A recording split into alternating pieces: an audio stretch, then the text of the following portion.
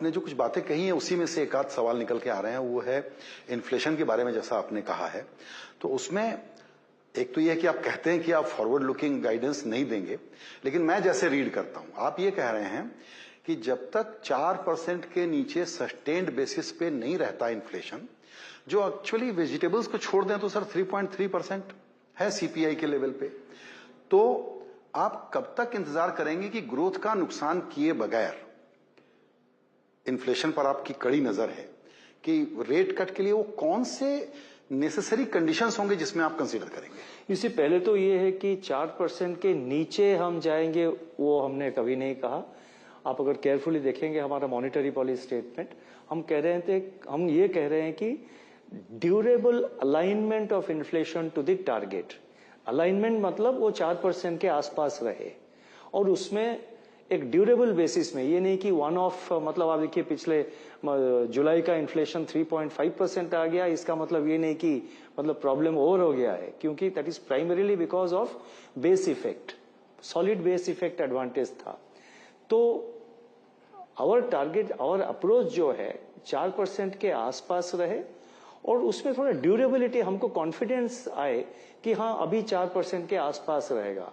एक one of 4% के नीचे चला जाए फिर हम इंटरेस्ट रेट को ये कर देंगे, वो बहुत बड़ा सीरियस पॉलिसी मिस्टेक होगा।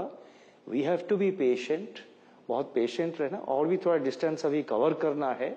और जहां तक ग्रोथ की सवाल है, ग्रोथ सैक्रिफाइस, अभी तक जो ग्रोथ सैक्रिफाइस है वो बहुत ही मतलब मिनिमल है, बिल्कुल ना होने की बराबर है।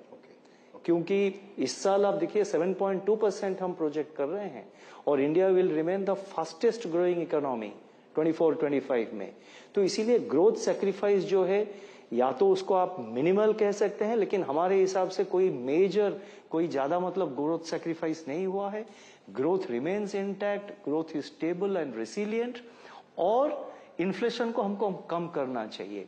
देखिए वेजिटेबल प्राइसेस या फूड आइटम्स को अगर आप निकाल देंगे और फिर आप कहेंगे कि नहीं इन्फ्लेशन कम हो गया, फिर आप एक आम जनता के पॉइंट ऑफ व्यू से आप सोचिए, अगर फूड प्राइसेस ज्यादा है, हम सिर्फ जिसको कहते हैं कि कोर इन्फ्लेशन कम हो गया, ठीक है इन्फ्लेशन कम हो गया, अगर वो कहेंगे वो क्रेडिबल नहीं रहेगा जी, वो क्रेडिबल नहीं रहेगा। लोगों के, आम जनता के माइंड में ये रहेगा कैसे आप कह रहे हैं मेरा तो इतना खर्चा हो रहा है, मेरा सैलरी इतना है और उसमें से इतना परसेंटेज जा रहा है फूड कॉस्ट में, फूड इन्फ्लेशन, कैसे सरकार कह रही है, कैसे आरबीआई कह रही है कि इन्फ्लेशन जो है कम हो गया। इसीलिए फूड इन्फ्लेशन, हमारा जो हेडलाइन इन्फ्लेशन जो टारगेट है, उसमें एक बहुत बड़ा इंपॉर्टेंट कंपोनेंट है। उसका कारण ये है क्योंकि अभी जिस सर्वे के आधार पर हमारा कंज्यूमर जो कंजम्पशन बास्केट है, जिसके ऊपर टारगेट इन्फ्लेशन नंबर कैलकुलेट करते हैं, जो कंजम्पशन बास्केट है उसमें फूड इन्फ्लेशन का शेयर 46% है। तो मान लीजिए एक साधारण परिवार में 50% ऑफ कंजम्पशन, जितना खर्चा हो रहा है, 50% खाने के चीज में फूड कॉस्ट में जाता है।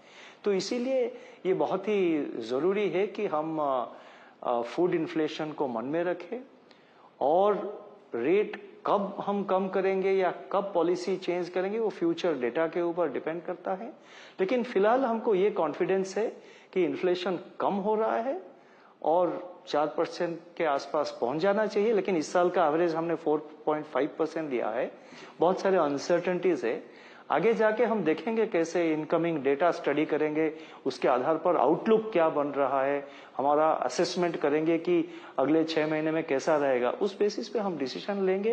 पहले से एक गाइडेंस दे के मतलब आप एक गाइडेंस दे देंगे, फिर वो आप देखते हैं कि कुछ डेवलपमेंट्स आगे और नहीं हो रहा है, तो हम लोगों को कंफ्यूज नहीं करना चाहते हैं। लेकिन we are completely focused on inflation, we are keeping close eye on growth, we are keeping close eye on inflation. We want inflation to, it is coming down, we want inflation to go and be around 4% and be there. फिर हम उसके ऊपर मतलब उसके basis पे हम आगे का कदम डिसाइड करेंगे। जी बिल्कुल।